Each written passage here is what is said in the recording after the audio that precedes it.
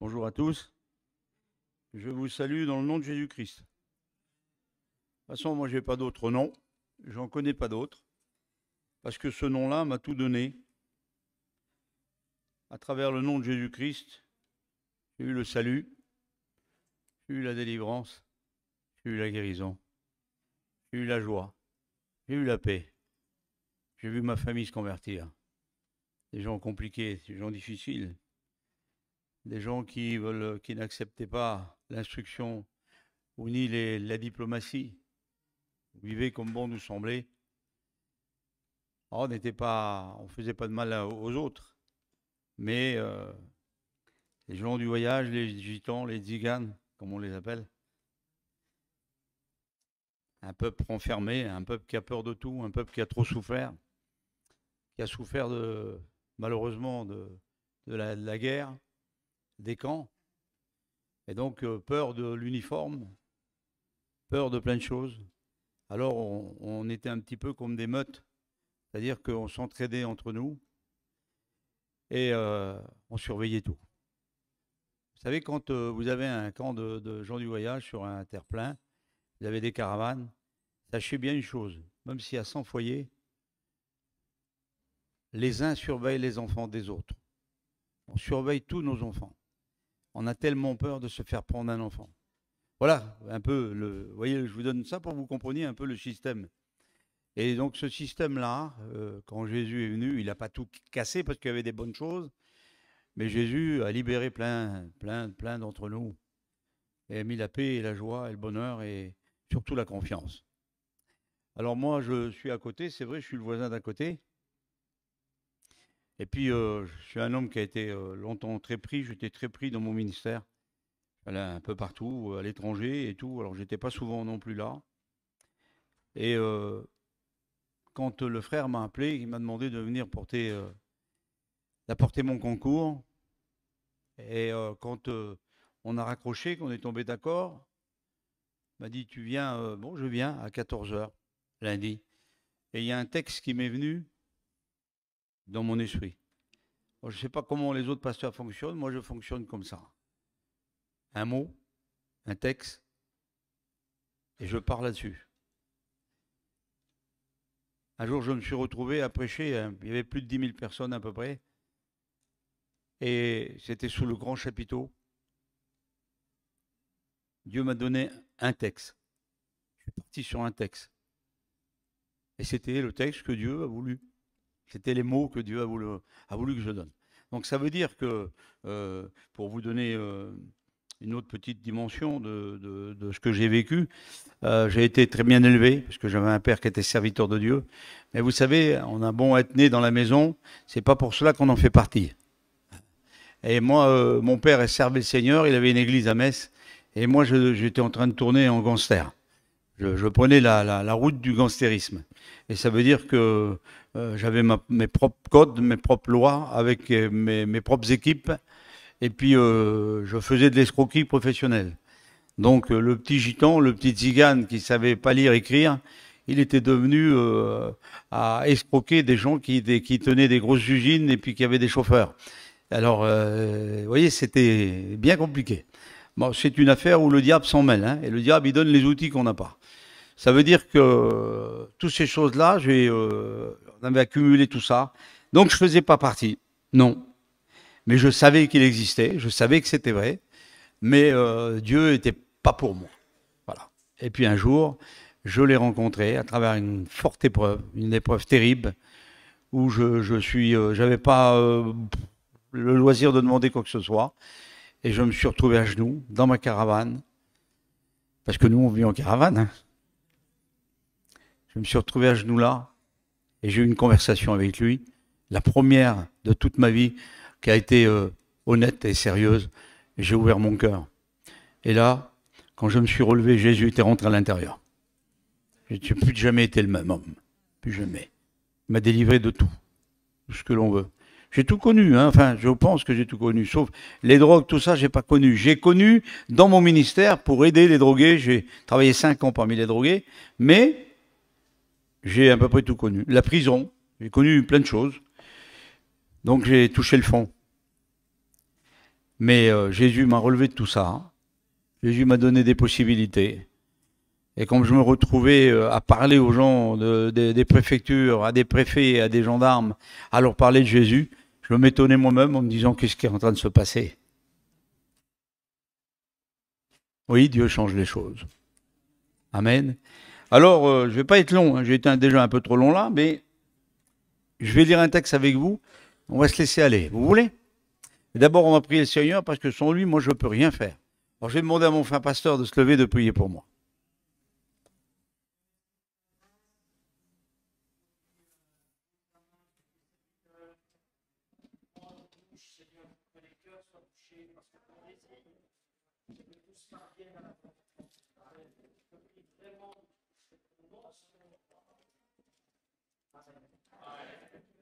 Gloire à Dieu. Je vais essayer de ne pas être trop long. Hein? Si je suis trop long, vous levez la main et vous me dites arrête. Voilà. Je vais faire une lecture avec vous dans la parole, acte 7. Je vais prendre au verset 54, je vais vous brosser le reste. Hein. Étienne, c'est un jeune homme. La Bible dit qu'il est rempli de l'esprit. Ah, ça c'est important. Si on est rempli de l'esprit, on peut faire pas mal de choses. Il dit Étienne, rempli du Saint-Esprit. On dit aussi que il était sorti du diaconat, il était rentré dans le ministère, et la Bible nous dit que par ses mains se faisaient des prodiges et des miracles. Ça c'est beau aussi. Vous savez ce que c'est qu'un prodige? Un prodige, c'est pas une guérison, ni un miracle. Un prodige, c'est une création. J'ai le doigt qui est tordu, le pasteur prie pour moi, mon doigt revient bien, c'est une guérison. Oui. Par contre, mon doigt qui est paralysé, complètement, le pasteur prie pour moi, c'est un miracle. Ah. Par contre, si mon doigt est coupé et que le pasteur prie pour moi et que mon doigt repousse, c'est un prodige. C'est une création. Eh bien, lui, il se faisait des prodiges et des miracles. On peut dire qu'il était l'homme fort, malgré qu'il était jeune. Il devait être beau, parce qu'il était jeune. Quand on est jeune, on est toujours beau. Ben après, bon. Mais quand on est jeune, on est toujours beau. Et lui, il avait beaucoup de qualités. Beaucoup de qualités. Et ces qualités-là, il les mettait donc au service de Dieu. Et il va avoir une conversation avec des gens un petit peu tenaces, des gens un peu... Il a une conversation, il leur explique, il leur dit tout. Puis il leur explique, là, il leur dit, c'est à cause de vous que le Christ a été crucifié, et puis il leur parle, il leur dit la vérité, la pure vérité. Comme bien souvent on l'a fait nous, puis on s'est fait mal voir, parce qu'on a dit la vérité. Un jour, un ancien m'a dit, toute vérité n'est pas bonne à dire. J'ai dit, c'est vrai, mais la vérité, il faut la dire. Jésus dit, je suis la vérité. Il est le chemin, il est la vérité, il est la vie. Alors, on ne peut pas enlever ça. C'est des choses qui sont ensemble, liées. Alors, et puis là, on en arrive au verset 54 des Actes des Apôtres, chapitre 7. Et quand il eut fini de leur parler, voilà ce qui se passe. Il dit, en entendant ces paroles, ils étaient furieux dans leur cœur et ils grinçaient des dents contre lui. Mais Étienne, rempli du Saint-Esprit et fixant les regards vers le ciel, vit la gloire de Dieu et Jésus debout à la droite de Dieu.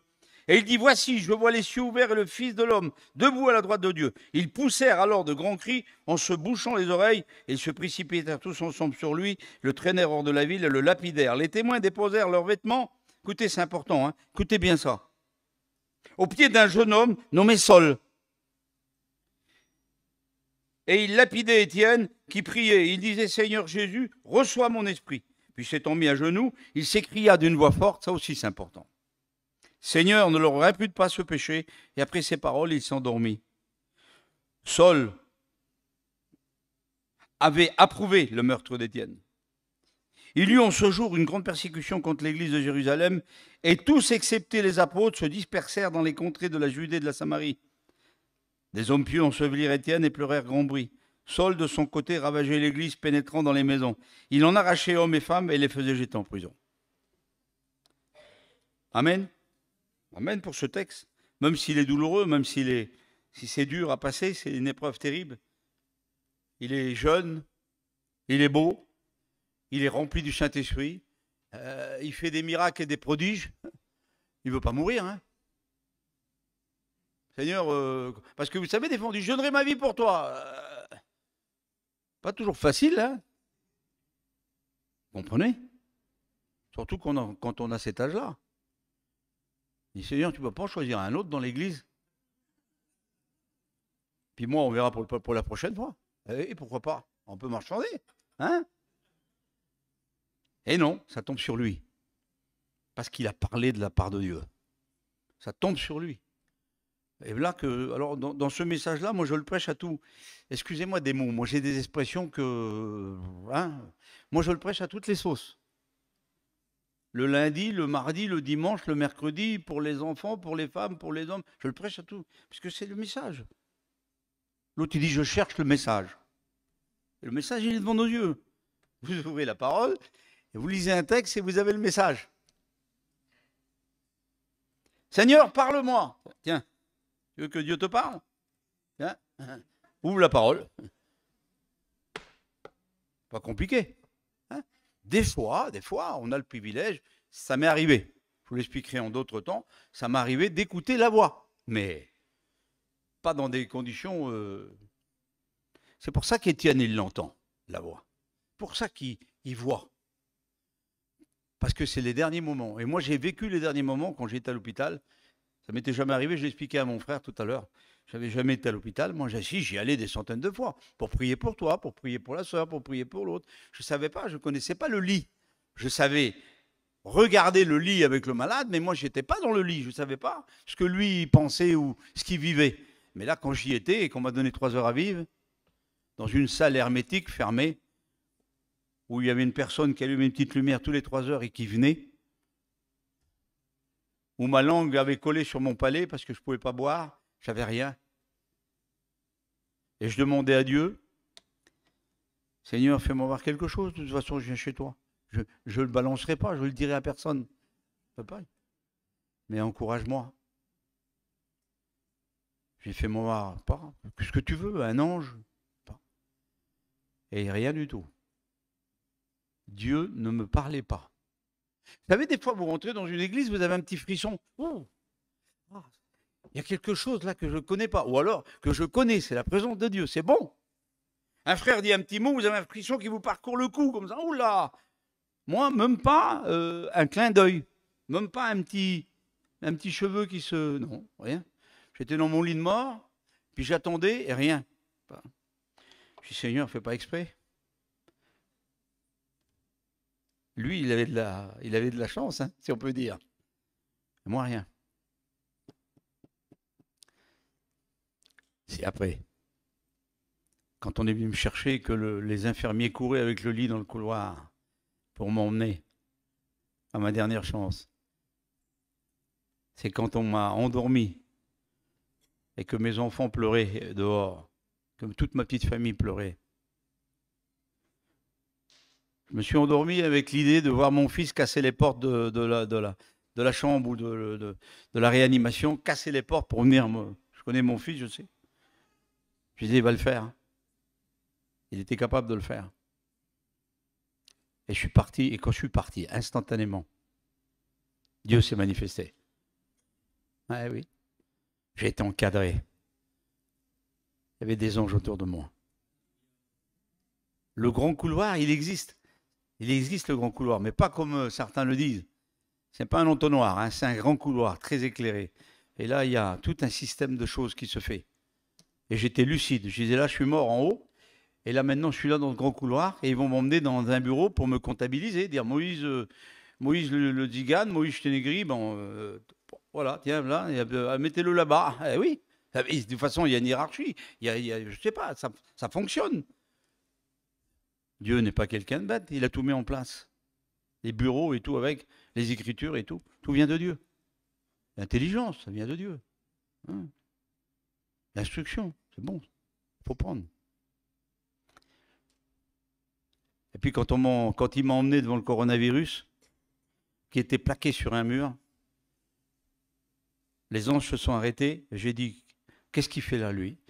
Et lui, il m'a répondu dans mon esprit, il dit, je suis le coronavirus. Je dis, alors tu es vaincu au nom de Jésus-Christ. Et instantanément, je me suis retrouvé dans mon lit, en haut. J'étais sorti du coma. Les médecins ne comprenaient rien du tout parce qu'ils ont dit, normalement, c'est un protocole d'1 semaine, 2 semaines, voire un mois. Après, c'est à la petite grâce, hein, au bout d'un mois. Moi, 36 heures. Je combattais, la machine perdait, c'est moi qui ai pris le dessus. Je suis sorti du coma. Et je savais que je n'allais pas mourir et je savais que Dieu m'avait dit, j'ai un travail pour toi. Il dit, sois imprégné de ma parole. Sois imprégné. Imprégné, c'est un grand mot. Hein. Je ne suis pas un prétentieux. Et je ne voudrais pas que les gens pensent, quel homme de Dieu. Ou comme on dit, qu'est-ce qui prêche bien. Là, le diable, il nous le dit tous les jours. Hein. Comprenez, hein? T'es le plus fort, t'es le plus grand, t'es le plus beau, puis après, on est allongé par terre, à plein ventre, et on hurle. Non. Paul dira, je suis une poussière. Nous sommes les balayeurs du monde.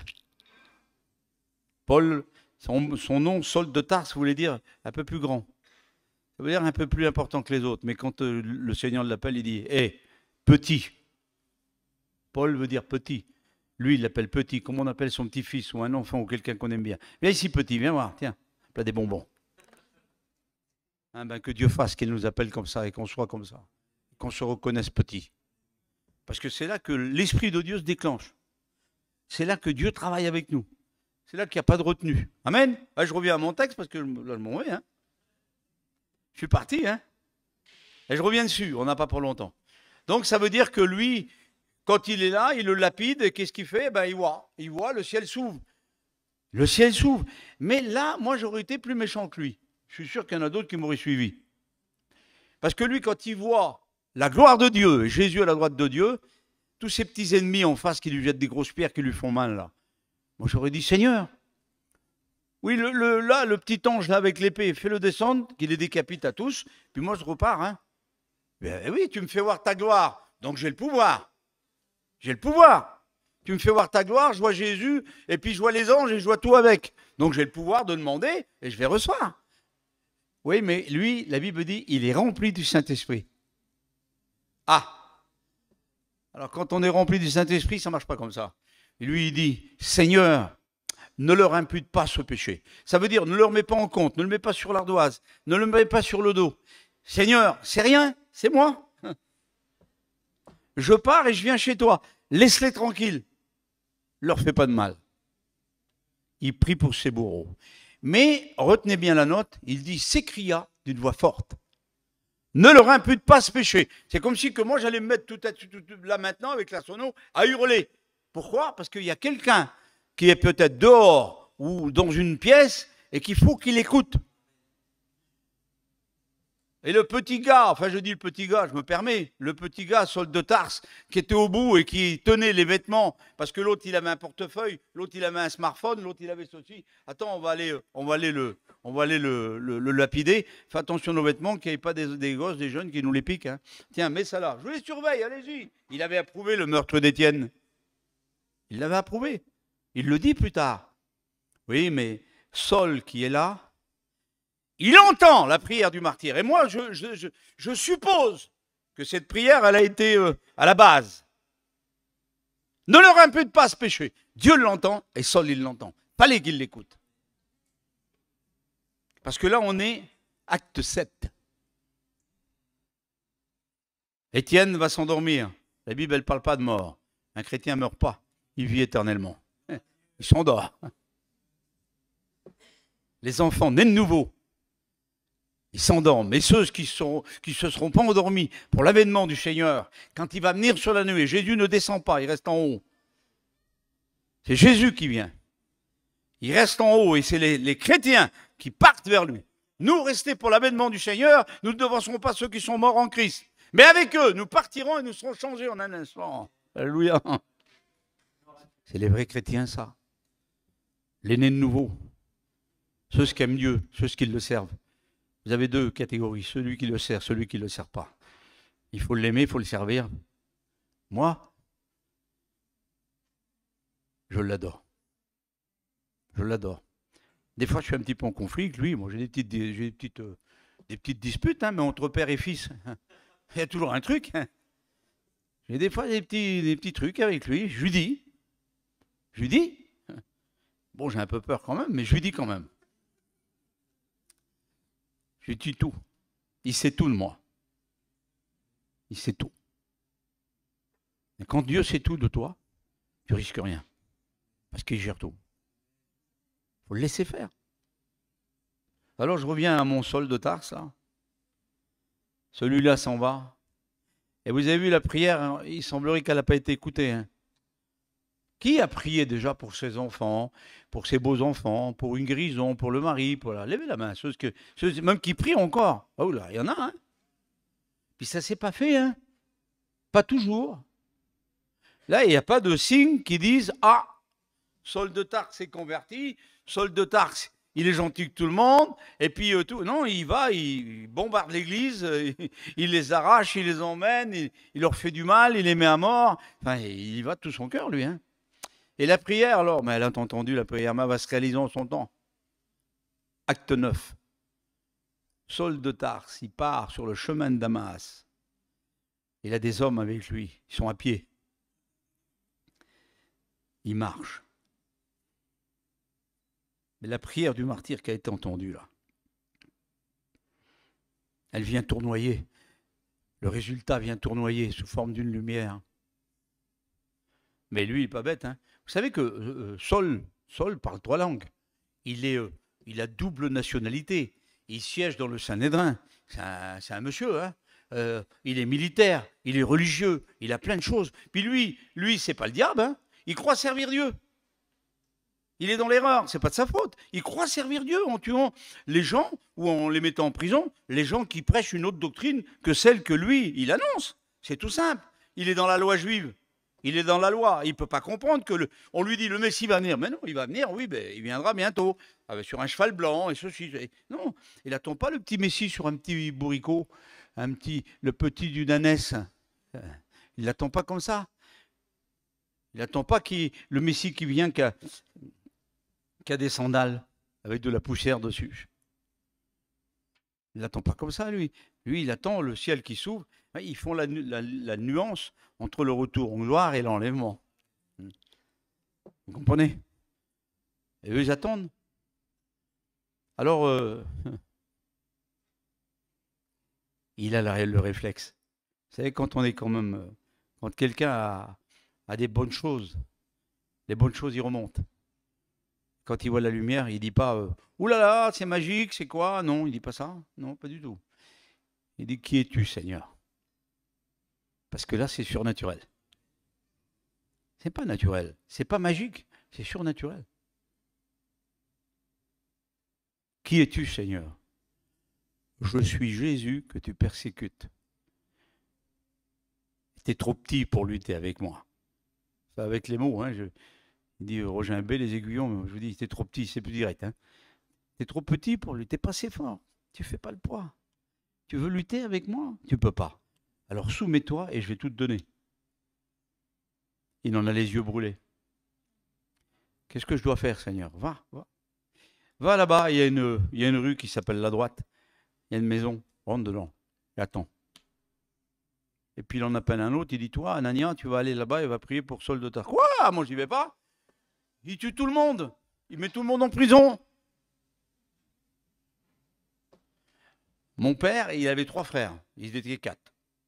Quand ils arrivaient sur un terrain où il y avait des gens du voyage, ou dans un bar ou dans une boîte de nuit, parce que c'était des hommes de boîte de nuit, de sortie, de bar. Ils se battaient avec tout ce qui était à leurs mains, bagarre générale. Après, ils venaient sur le terrain, ils buvaient, ils dansaient toute la nuit encore. Et le matin, ils réglaient les comptes. Parce que chez nous, les giganes, c'est le matin que les comptes se règlent. On n'a pas pris d'armes le soir, on ne prend pas d'armes. Bon, maintenant, ça a changé. Mais avant, pas d'armes. Et le matin, tout le monde se levait à 6 heures, les hommes principalement. Et puis le concerné avec celui qui me demandait des comptes, il fallait qu'il sorte de la caravane. On faisait un rond, il fallait qu'il se batte jusqu'à ce qu'il y en ait un qui reste au sol. On mettait un seau d'eau pour qu'il se rince, parce qu'il saignait. Alors, c'était voilà. C'était le moment de régler les comptes. Ah oui. Quand on était un petit garçon, c'était compliqué parce qu'il fallait, quand on avait 13, 14, 15 ans, il fallait être un homme. Il ne fallait pas être un garçon, il fallait être un homme. Il fallait répondre comme un homme. Il fallait agir comme un homme. C'est compliqué. Eh oui. Et là, notre collègue, là, il est là. Il va dans la rue, il attend, puis Ananias, il dit, celui-là, il tue tout le monde. Je le connais, ça, c'est peut-être un juton, je ne sais pas. Il est méchant. Vas-y, c'est l'un des nôtres. Oula, ça change, hein? Comment ça? Les gitans, les tziganes, eux aussi? Mais oui! Mais oui! Et puis tous les autres? Mais c'est pas possible que cette ethnie, elle vienne. Non, mais là, le Seigneur, il n'en veut pas. Et si?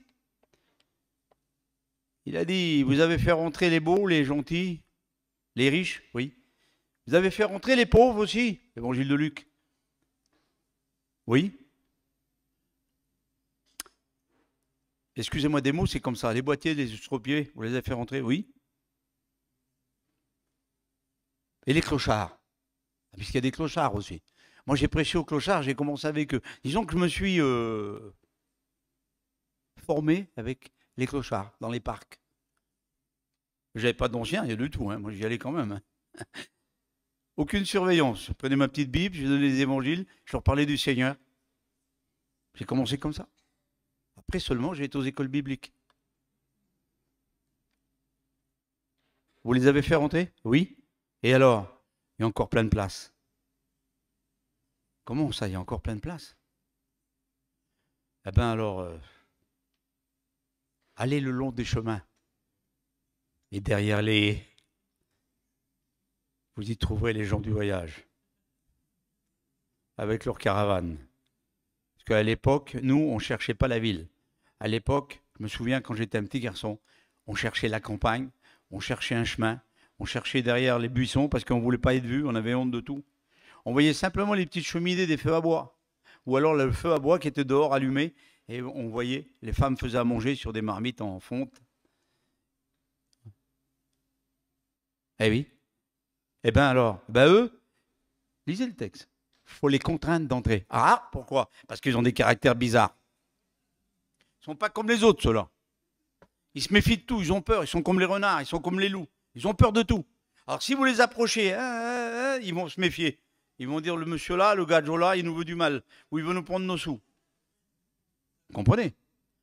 Alors moi j'ai cherché, je dis, Seigneur, comment les contraintes? Comment qu'on peut contraindre, pasteur? Comment tu peux contraindre? Contraindre, c'est prendre par l'épaule et dire sur un gaillard comme lui, dire, viens voir ici, viens, rentre, viens ici, rentre. Mais lui, il veut pas. Mais t'es qui, toi, pour me faire ça? Tu me prends comme ça, par les cheveux, par la veste? Alors j'ai calculé, puis j'ai compris.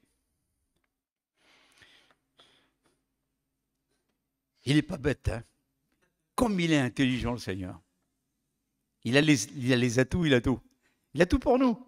Alors il a dit, eh ben, vous allez manifester plein d'amour pour eux, et mon amour les contraindra à entrer. Et puis quand les premiers pasteurs sont venus, et puis que le pasteur Gitnard a prié pour le premier gitan qui est à l'hôpital, à Lisieux, et qu'il a prié pour le jeune garçon qui s'appelait Zino, il y a 70 ans de ça. Il était pour mort, il allait mourir. Quand il a prié, il a ressuscité, on va dire comme ça. Il a été guéri instantanément. Et puis que la famille Duville, Mans, vous savez comment il était, le premier pasteur de chez nous. Il était grand, on aurait dit un bûcheron. C'était sa femme qui lui coupait les cheveux. Ne rigolez pas. Hein. Elle mettait un gros bol sur sa tête et elle coupait autour. il avait des mains, c'était des mains énormes. Eh oui, eh oui, oui, mais même avec sa coupe mal pas terrible, même si c'était un ours, quand il priait pour un malade, il était guéri. Il a eu 2 résurrections dans son ministère. 2 résurrections devant témoins. Eh oui, il a été l'instigateur de plein de choses. Voilà. Voyez, Dieu fait les choses comme lui veut. Hein. Il pose des jalons, il revient, il prend, il remet, je sais pas. Hein. Et puis ça marche. Ça veut dire que nous, on a été appelés et on est rentré dans la salle des noces. On en fait partie aussi. Aujourd'hui, on a fait les statistiques là il y a quelques jours. On a 2665 pasteurs reconnus. On a 226 salles, des salles. On a 132 chapiteaux. On touche 56 pays dans le monde. On finance nos missionnaires. Et nos missionnaires, ils vont prêcher l'évangile dans tous les pays.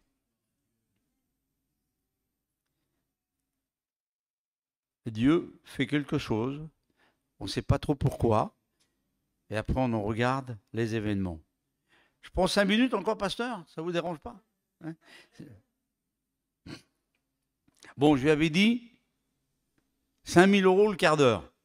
Mais alors là, il va payer, Hein. Bon. Allez, je reste dessus. Les statistiques, écoutez bien. Ce qu'on peut sortir de la parole, c'est bon. Hein. Même quand on a un petit cerveau comme moi, je sais lire, j'écris comme je parle, et puis j'ai dû aller à l'école quelques mois. Par contre, mes petits-enfants, ils y vont, hein, ils savent tout. Nous, les erreurs que nous, on a fait, on ne leur fait pas faire. Mais, c'est un grand orateur, vous savez, qu'a parlé un jour, il a cité le psaume 23, et puis les gens ont tous applaudi. C'était beau. Et il a voulu tourner en dérision. Il a appelé un petit vieux monsieur qui était là avec un bouc blanc. Il a appelé, il a dit, venez monsieur, vous pouvez réciter le psaume 23. Lui, il l'a récité. Personne n'a applaudi. Tout le monde pleurait. Alors l'orateur, il a dit, vous voyez, il a dit la différence entre lui et moi. C'est que moi, je connais l'histoire, mais lui connaît le berger. Bah, pareil, quand on connaît le berger, c'est facile. On peut s'adresser à qui vous voulez. Moi, ça ne me dérangerait pas.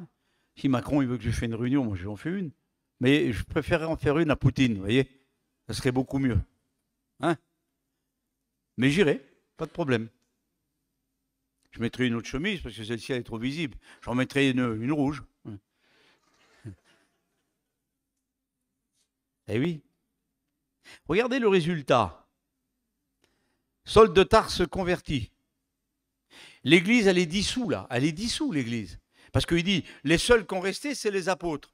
Tous les autres, gauche, droite, parti.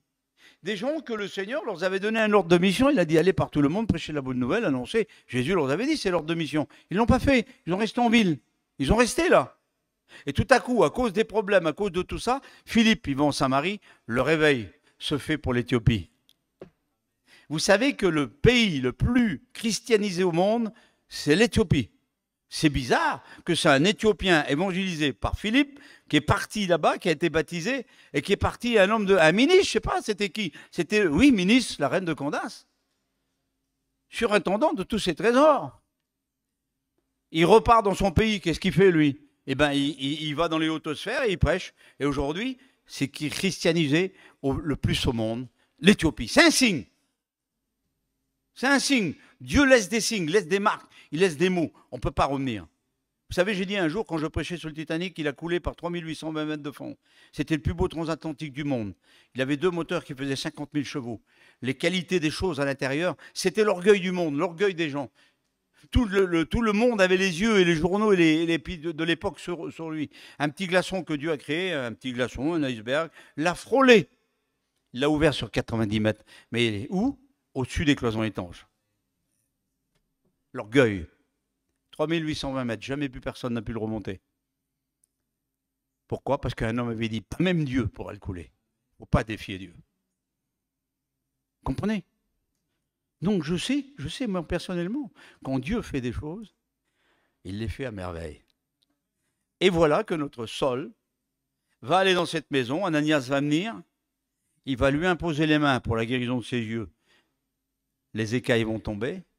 Il sera baptisé de l'Esprit, il reçoit 2 choses là, et baptême d'eau, 3 choses. Quand il sort, il n'a plus qu'à être formé, il s'en va en Éthiopie pendant 3 ans, et quand il revient, il s'appelle Paul, et c'est le fondateur de toutes les églises qu'il y a eu. 13 épîtres écrites, fondation des églises, les anciens en place, la doctrine mise en place, enfin toute la règle, elle est mise par cet homme qui était un persécuteur, un tueur de chrétiens. Oh, que Dieu est bon! Comment que c'est bon? Hein? Vous voyez pas les belles choses qu'il fait avec un instrument maléfique, ils en fait quelque chose de divin. Alléluia! Eh oui.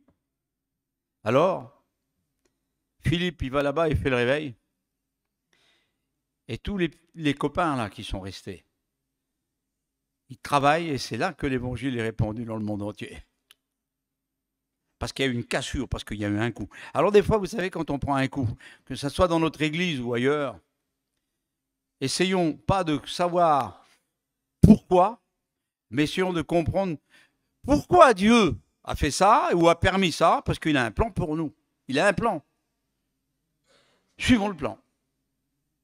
J'ai dit, moi, à notre grande mission, j'ai dit tous les 60, 70 ans, les gros mouvements, il y a des fractions. Ça éclate.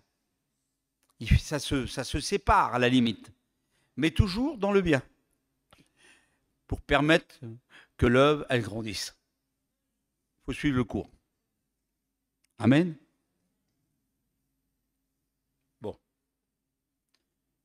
On va économiser les frais, hein.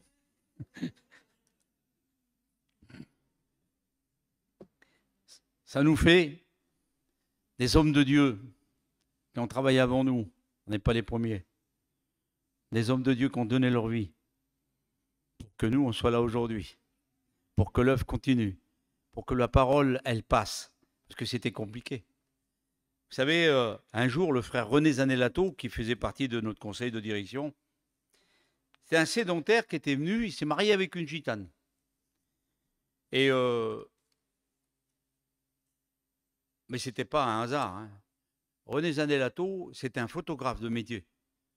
Puis avec le temps, il est resté et il a commencé à aller dans les pays. Donc il a été en Russie, il parle le russe couramment. Il est en Iran, il parle l'iranien. Et plus les dialectes iraniens. Il parle la langue romanesque. Il parle le kalderache, le lovara, le rom, les 2 langues roms. Il parle plus de 10 langues et de dialectes. Il est, vous parlez devant lui de quelque chose, en quelques minutes, il a tout analysé, il sait répondre. Oui, on en a besoin de ces hommes-là. Et cet homme-là, il a travaillé très fort. Il a été dans des pays. Il a été jusqu'à la muraille de Chine, là-bas. Il a emmené un de nos missionnaires à nous. Le missionnaire, il est revenu, vous savez quoi? Il était à moitié mort. Ben oui, parce qu'il ne supportait pas la nourriture. Et quand il disait, qu'est-ce qu'on mange? Demande rien, il dit, mange. Lui, il savait. L'autre ne savait pas. Et l'autre était malade. Vous comprenez?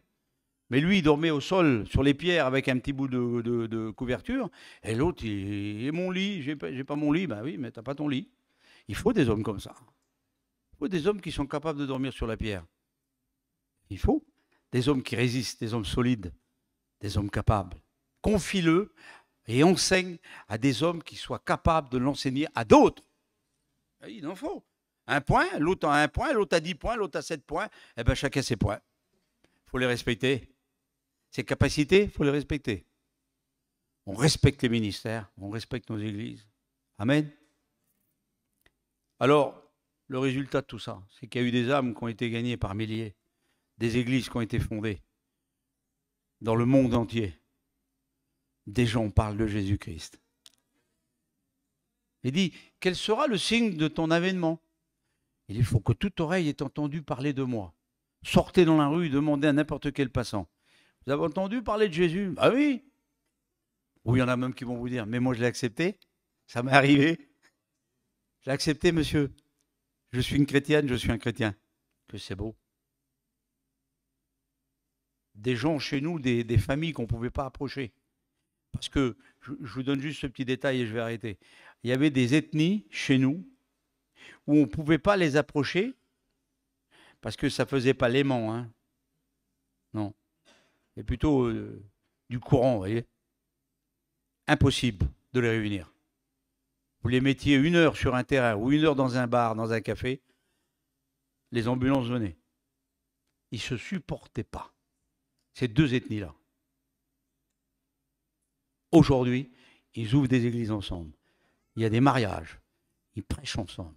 Il y a de l'amour. Pourquoi? Parce que Jésus est passé par là. Amen. Alors moi j'ai tellement de choses à vous dire que je vais m'arrêter. Bon, vous remarquerez, je ne suis pas cadré. Je prêche. Je parle du maître. Je parle de ces histoires, de ces histoires vraies, de tout ce qui est dans la parole. J'en parle. J'aime le faire. Je le parle avec simplicité. Je ne suis pas un ministre, je ne suis pas un avocat. Je suis un petit gars que Dieu a bien voulu faire serviteur de Dieu. Il m'a appelé à son service, ça a été un bonheur pour moi. Vous comprenez? Et toute ma vie qui était mal partie, très mal partie, eh bien aujourd'hui, le Seigneur il l'a pris en main et il fait de moi ce qu'il veut. Alors on va prier. Et je vais demander des fois si quelqu'un voudrait faire partie de cette grande famille. Il y a des gitans, tant pis. Il y a de tout dans la famille de Dieu. Mais au moins, si tu rentres dans la famille de Dieu, tu auras des frères et sœurs. Hein.